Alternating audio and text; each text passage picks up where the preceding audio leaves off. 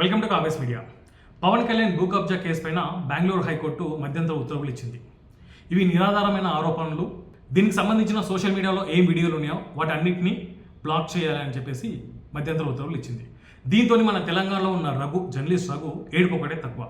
ఇతనికి already మేటా platform and YouTube నుంచి Google నుంచి ఆల్రెడీ మెయిల్స్ వచ్చాయి. 4 వీడియోలు ఉన్నాయి, వీటిని మేము డిలీట్ చేయండి లేదంటే మేము బ్లాక్ చేసేస్తాం అని మీనింగ్. అవి చూసి మనకి ఒక ఏడుపొకటే తక్కువ ఉంది.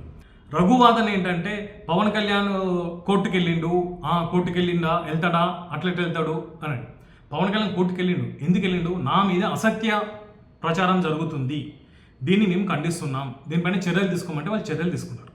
ఇప్పుడు అతను ఈ రఘు అంటాడు, మరి రఘు మరి చదువుకొని జర్నలిస్టా అర్థం కావట్లేదు. ఎవరైనా భూమి కొన్న తర్వాత అది కబ్జా చేసినట్టు కాదు. ఎలక్షన్ అఫిడవిట్లో పెట్టినది ఏదైతే ఉందో అది అఫీషియల్గా తను ఏదైతే ఉందో అదే పెడతారు. అంతేగప్ప కబ్జా చేసింది ఎవరన్నా ఎలక్షన్ అఫిడవిట్లో పెడతారా? ఈ మాత్రం జ్ఞానం లేని నువ్వు జర్నలిస్ట్ పెట్టలేనో నాకు అర్థం కావట్లేదు. అసలు జర్నలిజం చదివి చేసావా, కాపీ కొట్టి చేసావా? నువ్వే అంటావు కబ్జా చేసింది అంటావు, నువ్వే అంటావు కొన్నాడు అంటావు. కొన్నది కబ్జా ఎట్లయితే? ఫస్ట్ ఆఫ్ ఆల్ ఎవరన్నా అని తెలిసి కొన్నాడా తెలియకుండా అన్నది పక్కన పెట్టేద్దాం. అతను కొన్నాడని నువ్వే చెప్తున్నావు. కొన్నప్పుడు కబ్జా ఎట్లయితుంది? 10 ఎకరాలు. ఇక్కడ గవర్నమెంట్ ఏం చేయలేకపోతుంది అంటున్నావు. వీళ్ళు అంతా కుమ్మకేళ్ళు అంటున్నావు. ఎందుకు కుమ్మకైతావు? ఏం అవసరం? నాగార్జున కన్వెన్షన్ ఉంది, అది దాన్ని కూల్చేసింది. అందులో అక్కడ అంటే నిర్మాణాలు చేపట్టొద్దు అంతే తప్ప అతని పేరు మీద ఉంది అది. ఇది కూడా అంతే. తనలో ఏముంది?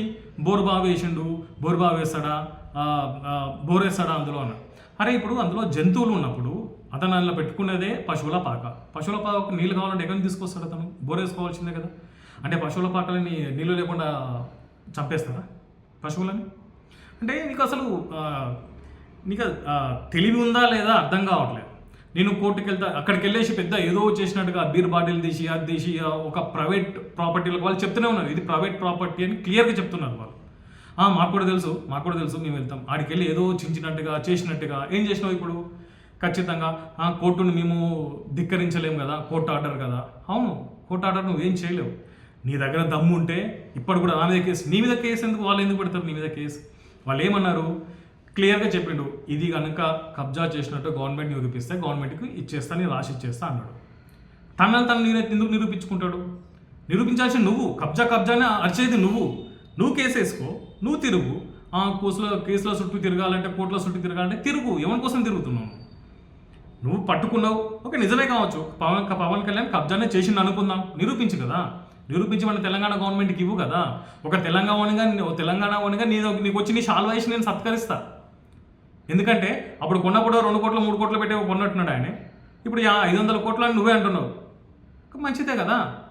500 కోట్లు గవర్నమెంట్ ప్రాపర్టీ వచ్చేసి దాన్ని అమ్మేసి ఏదైనా పేద ప్రజలకు ఏదైనా చేస్తే మంచిదే కదా. ఒక తెలంగాణ ఓనిగా, ఒక తెలంగాణ జర్నలిస్ట్గా నువ్వు ఈ ఘనత కనుక సాధిస్తే నేనే నీ దగ్గరకు వచ్చి నీ ఇల్లు నాకు అడ్రస్ పెద్దగా అది పెద్దగా విషయం కాదు. ఎక్కడో దగ్గర కలవచ్చు, నేనే దండేశ్వరికి సత్కరిస్తా. కాకపోతే ఏంటంటే నిజాలు అనేది తెలుసుకోవాలి. అందులో నిజమేముంది, అబద్ధమేముంది? అతను ఎలక్షన్ అఫిడవిట్లో పెట్టిండంటే అది కొన్నదే. అతను తప్పు కొన్నాడని ఓకే, తప్పు కొన్నాడని అట్లా చెప్పు. అంతేగాని కేసు అయ్యి నిరూపించుకుంటారు, పోతారు, కోర్టుల చుట్టూ తిరుగుతారు, చేసుకుంటారు. అంతేగాని కబ్జా ఏ విధంగా కబ్జా? అసలు కబ్జాకి మీనింగ్ తెలియని నువ్వు జర్నలిస్టు ఎట్లయినావు? కబ్జాకి మీనింగే తెలియదు నీకు. అసలు నువ్వు చదువుకున్న జర్నలిస్టువా అర్థం కావట్లేదు. ఇప్పటికైనా ఒకటి నీకు బుద్ధి వచ్చింది అనుకుంటున్నా, వీడియోలు నువ్వు డిలీట్ చేయాల్సిందే. ఇప్పుడు చేసిన వీడియో కూడా మళ్ళీ డిలీట్ చేయాల్సిందే. మళ్ళీ తదుపరి విచారణ కూడా ఉంది. తదుపరి విచారణ వల్ల నీకు ఒరిగేది ఏమి ఉండదు. అప్పటికి పవన్ కళ్యాణ్కి కోర్టు రూల్స్ ప్రకారం పవన్ కళ్యాణ్ నువ్వు సాటిస్ఫైయా, నువ్వు అంతా ఓకేనా అని పవన్ కళ్యాణ్ అడుగుతారు. పవన్ కళ్యాణ్ ఓకే అంటే అక్కడ కేసు ముగించేస్తారు. బెంగళూరుకి ఎందుకు వెళ్ళిండు Pawan Kalyan? Yes, Meta platform and Google and Twitter India head offices బెంగళూరులో ఉన్నాయి, అందుకే బెంగళూరు వెళ్ళాడు. ఇది పవన్ కళ్యాణ్ బెంగళూరుకి ఎందుకు వెళ్ళిండు? పక్క రాష్ట్రం వెళ్తే మీ పక్క రాష్ట్రం తిరగాల, నువ్వు తిరగని కోసం వెళ్ళలేదు. ఆయన అక్కడ ఆఫీసులు అక్కడ ఉన్నాయని చెప్పేసి అక్కడికి ఆఫీసులకు వెళ్ళి ఆడ కోర్టులో కేసు వేసిండు. 1 or 2 డేస్లో నువ్వు వీడియో డిలీట్ చేయలేదు అనుకో, ఆటోమేటిక్గా బ్లాక్ అయిపోతుంది. ఇంకేమైనా విషయాలు వేసినావు అనుకో, నీ ఛానల్ బ్లాక్ అయిపోతుంది.